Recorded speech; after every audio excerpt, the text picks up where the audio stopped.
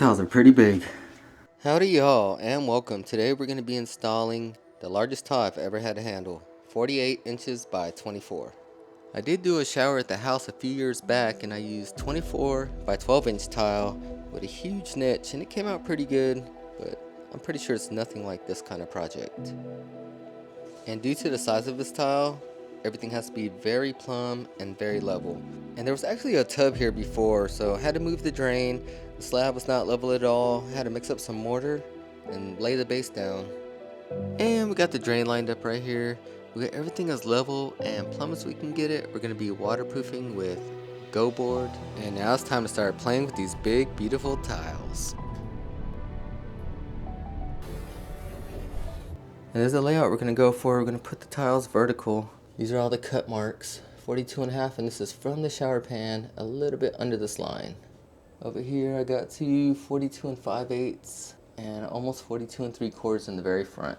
And I'm accounting for this 1/2 inch inside the window so I can add tile in here later. Alright, I found this rolling trash can, works really good for a table. You can spin it, measure on top of it. Got the cutter set up, it's going to be a 30 inch, so we can only cut the short ends with this. Got a new sharp blade on here.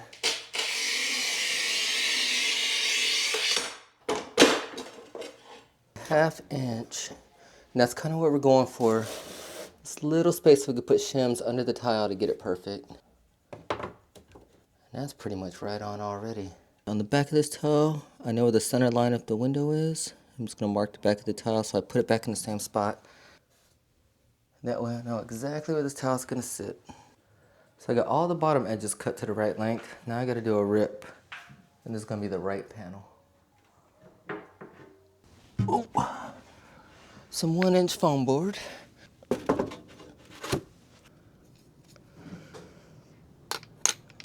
Now on the blade, you want the cutting edge of the blade to be hitting the front of the tile, the new piece of the tile. So you want the blade to be leaning to the right and everything to be going backwards, all the debris to be going backwards and towards you. If you're right-handed, it's a little bit easier. And on pass number 2, all I'm thinking about is saving the left side, keeping the blade leaning out, and I'm just slowly filing down the edge, very slowly, taking my time. She actually came out really good, barely any chips, less than 1/4 from the end of the wall. Alright, time to cut the other one. So my glasses were fogging up real bad out there. I tried this mask, and a shirt, but the N95 ended up working the best. We got 36 5/8. And in the front we have 36 5/8. So the same piece that I'm gonna cut is gonna go here and here. Quick test fit. Remember, we're trying to keep all the cut edges in the corner or on the top. And something else about these tiles, in the back there's no kind of 3D print, no kind of pattern, it's just perfectly flat. And that last piece I cut was gonna be the top strip above the window. It's a little bit longer than it should be, so I can add it after I do the sides of the window. Now I got these pieces in order. I got middle, left, and right. Versabond, large format tile. Alright, always mix more than you think you're gonna need. What size is this? 3/16 by 5/32. I'll be back. I'm on the drive. Alright, good luck.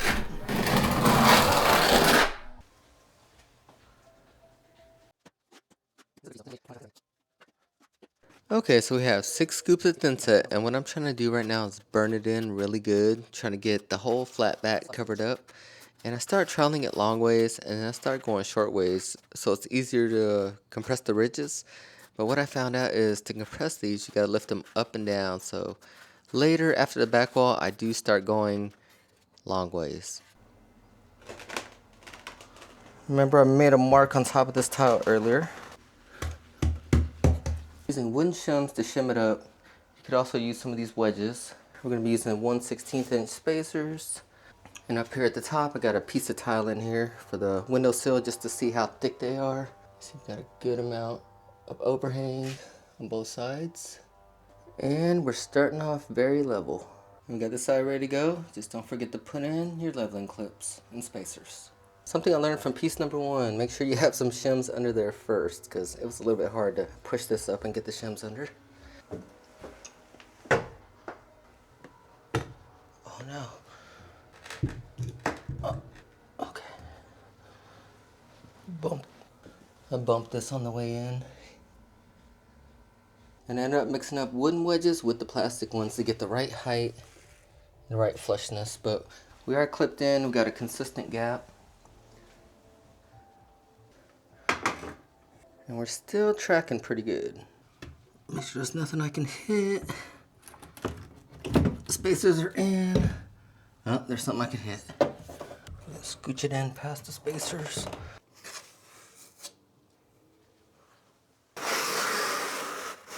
Alright, calling that good. Now we got left is the top piece, and I have two 1x4s screwed in. I'll kind of stick some shims in here if I have to. Alright, this is how I'm cutting the extruder. I'm marking it a little bit longer than it should be. And I'm using a 3-inch metal cutting blade. And then I'm sanding it with 80 grit, trying to get it to the perfect size. And the main thing is you don't want this edge to stick out further than this edge. And keep sanding until it fits perfectly. It's nice and smooth. On the thin set's just right where it's a little bit dry. Go ahead and move these shims. It's not dropping yet. Oh man, that's a perfect fit. I don't know. Oh yeah, in there. I'm thinking we got the back wall done. Shims everywhere. Bottom, top. Little shim right there to barely push it out because the bow of the tile. When removing these clips, it's good to try to do it by hand because you can chip the surface of the tile. So I'd try to pull the wedges out first if you can. If not, kind of pull them to the side.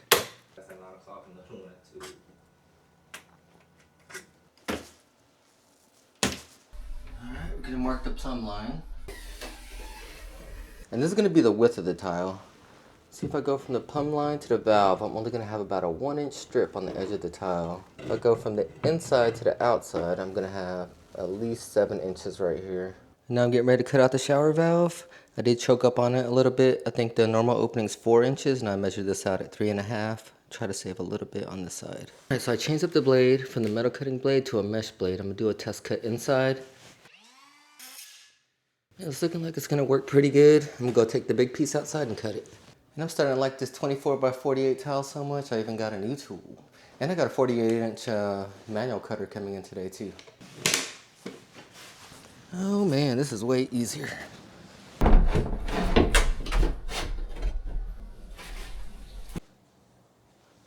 Watch out. Alright, I'm a rookie at this, but I'm going to try the grinder 1 3/8 diamond hole saw. I did measure this 3 times. I'm going to take a 1.5-inch wooden hole saw and drill through this piece of 1x5. Lined up pretty good. Let's drop some water in there.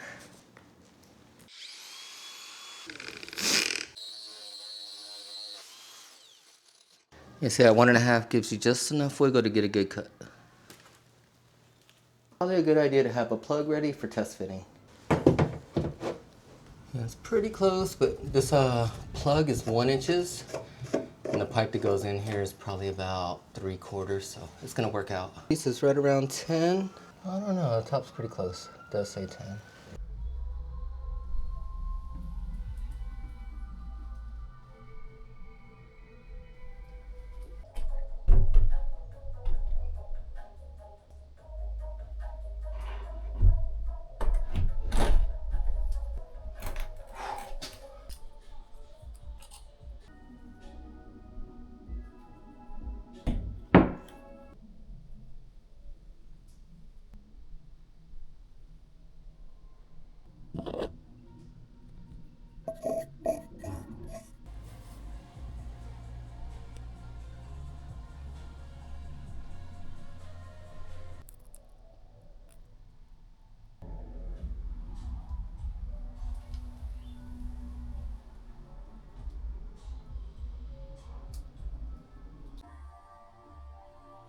Oh yeah, the new 48-inch tile cutter showed up and it's cutting smooth as butter.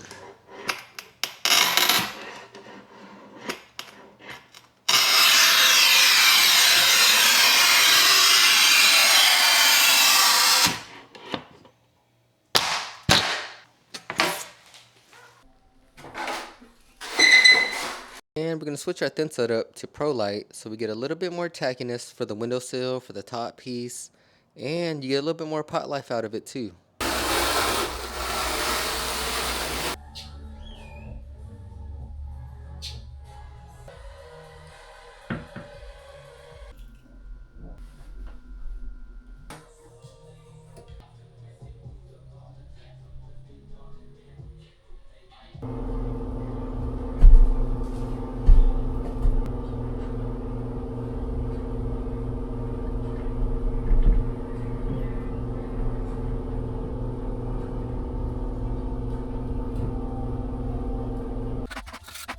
Okay, time to clean up those tools. We're going to switch to a margin trowel. We're going to put about 3/4 of a bead on the tile and 3/4 on the go board. No technique here, just crush it down until everything fits flush.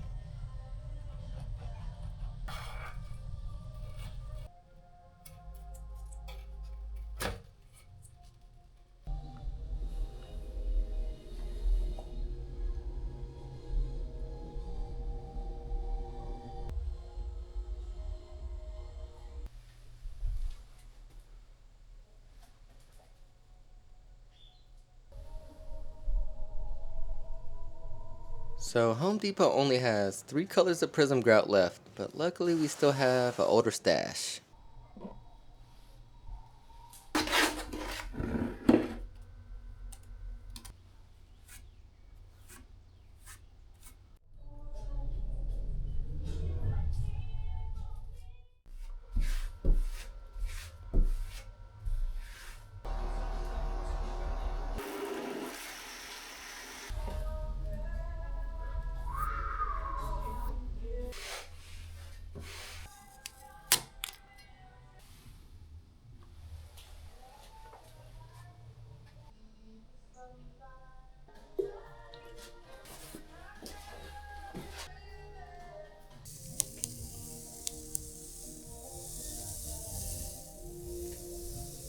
And on the silicone, you're going to want to press pretty hard. You want your finger to touch both edges of the tape. Pretty solid. Remove all the excess.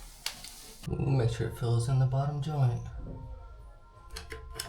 And here we're going function over form. We're going over the trim. We want to make sure that water gets off the windowsill. And this is a rental property, so it's probably not going to see a shower door. This pan is designed so if you use a shower curtain, the water doesn't travel along the ledge and escape the shower pan. It actually drains into this drain, back into the pan. Alright, taking off the test cap. Oh, a lot more water than I thought was going to be in there. And we're going to be flushing out the system. It's good to have an extra valve. This one has a T on it. And just rub a little bit of Dawn soap on the O-rings. And that should be plenty. Just a little touch up. On most deltas, the off position is going to be 3 o'clock. Alright, so we're pressurized and we're going to go ahead and flush it out. We do have hot water. There's a couple particles in here, but not that much. And with the water heater set at 125, it's good to go ahead and put this near the middle for the hot stop. And if your trim came with a spacer and an O-ring, you have to use both. Spacer just bottoms out the bottom of the cover. Put the O-ring right against the tightening nut. It's really just a spacer. It's not sealing any kind of water.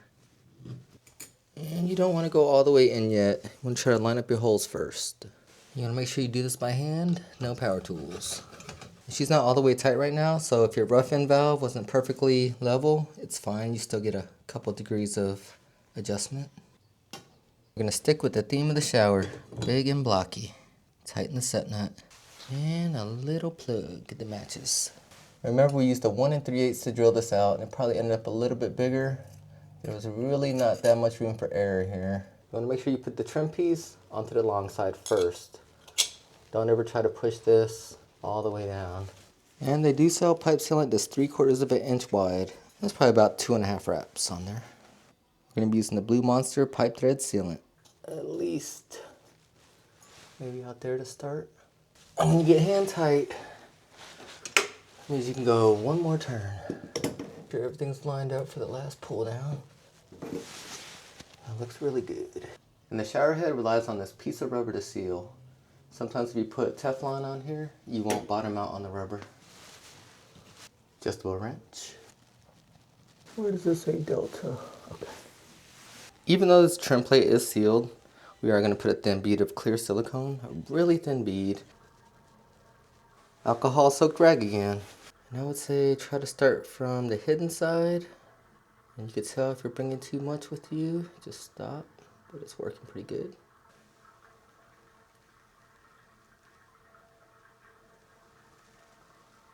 And this is going to keep a lot of water from sitting in that little crevice that was right there. And when finishing up, no silicone here, we're going to use paintable caulk. Remember I was talking about how plumb was so important? When I did waterproof these walls, I was a little bit out of plumb. I did cut a big ledge in the drywall right here. I scooted drywall up about another ½ an inch, and we got to re-caulk that.